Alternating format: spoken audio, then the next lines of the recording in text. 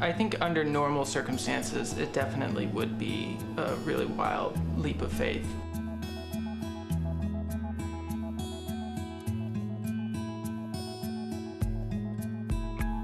I'm Laura. I'm a writer and editor in Los Angeles. So back in March of 2020, I was kind of in an influx period. I'd actually made a resolution to stop using social media.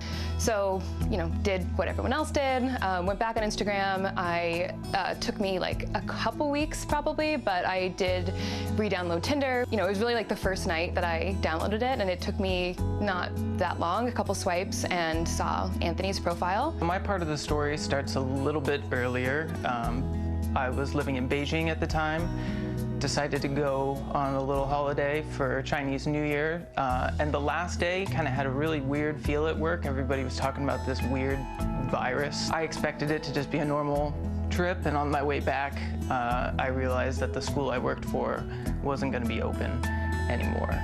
So I had this really good idea to just kind of extend my vacation a little bit. 2 days before my flight back to Beijing, the Chinese government had closed the borders.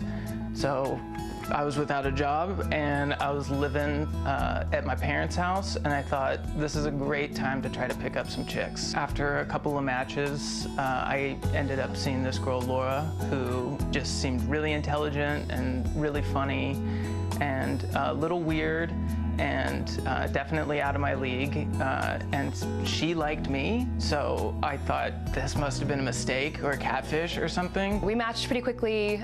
He sent me a first message that evening, and we just had a really good back and forth. We sent like text paragraphs and blocks of conversation, which I enjoyed a lot. I sent her a couple of messages, and she responded really quickly with some really funny answers, and it probably took about 10 minutes before, and maybe 3 or 4 messages before I realized, like, oh my gosh, she's awesome.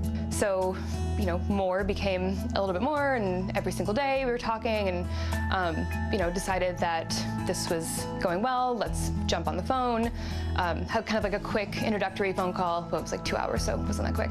And then a couple days later, second phone call. We actually lasted for 6 hours. We were both convinced that the other person would freak out and think like, if they saw us in Zoom mode, but that definitely worked out too. So after a couple months, we really never talked about like if we're going to meet. We always couched it in like when we're going to meet. We just didn't really know what the logistics were. In July, LA was pretty bad. By the end of that month, we just decided like, waiting didn't make any sense. So how do we figure out how to be together?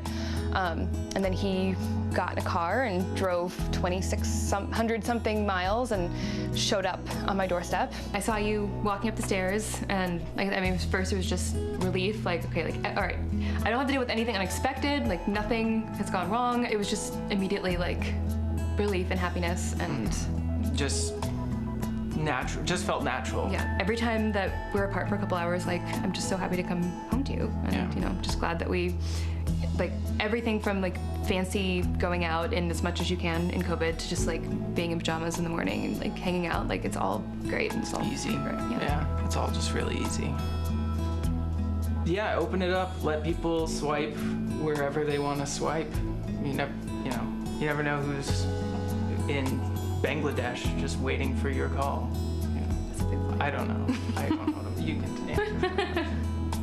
If you can really cultivate communication and you really feel like you found someone that you're safe to talk to, safe to be yourself around, it's not a thing that I would have gone to if I felt like this wasn't a person that I was so connected to and like could say anything to, and like any concerns, any weirdnesses that came up, like I had a safe place to address. So I think having the foundation of communication, I think, is the most important thing that you can do that precedes any kind of leap of faith, and it really is supportive of anything like crazy that you might end up doing.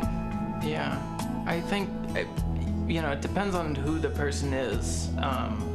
Some people I would give advice saying, make sure that they're the person that you're talking to and that they have teeth, but there are so many things that we talk ourselves out of that could end up being incredible and changing your life for the better. Life's too short. You just gotta take a chance every once in a while.